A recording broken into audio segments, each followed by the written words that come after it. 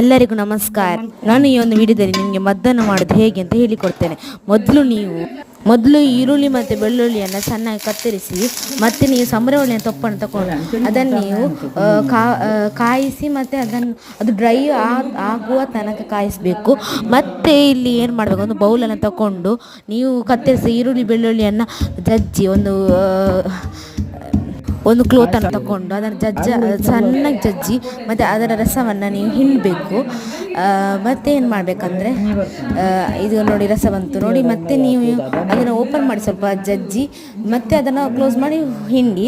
ಮತ್ತೀಗ ಸಂಬರವಳ್ಳಿ ತೊಪ್ಪನ್ನು ಹಾಕಿ ನೀವು ಸಣ್ಣಗೆ ಜಜ್ಜಿ ಮತ್ತು ಅದನ್ನು ಕೂಡ ಹಿಂಡಬೇಕು. ನೀವು ಸಣ್ಣಗೆ ಜಜ್ಜಿ ಮತ್ತು ಅದನ್ನು ಹಿಂಡಬೇಕು ನೋಡಿ, ಆ ಥರ ಹಿಂಡಬೇಕು ನೀವು ಹಿಂಡಿ.